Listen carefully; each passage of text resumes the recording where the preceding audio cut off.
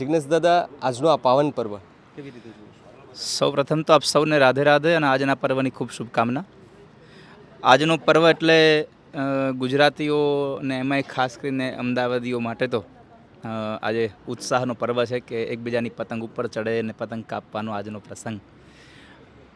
કોઈની પતંગ કાપીને જેટલો આનંદ થાય એટલો ક્યારે પોતાનો પતંગ કપાય ત્યારે પણ આનંદ કરતા હોય છે લોકો. આ છે ગુજરાતી આપણા.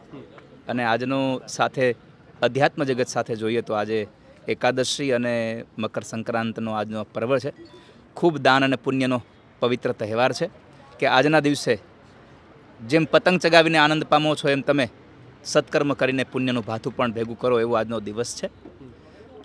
સૌને આજના દિવસની શુભકામના સાથે કહીશું કે ભગવાન ઠાકોરજીને પ્રાર્થના કરીશું કે જેમ આકાશમાં રંગબેરંગી પતંગો ચગે છે એમ તમારા બધાના જીવનમાં પણ ખૂબ રંગબેરંગી પતંગો તમારા ઈચ્છાઓની ચગતી રહે.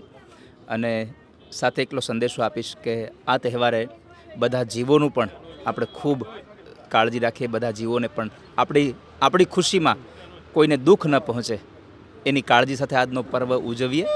અને બીજું કે આજના આ પર્વથી આપણે સૌ એક સંદેશો મેળવવા જેવો છે કે જ્યારે પવન ન હોય ત્યારે પણ લોકો પોતાની પતંગ ચગાવવા માટે એટલી તનતોડ મહેનત કરતા હોય છે.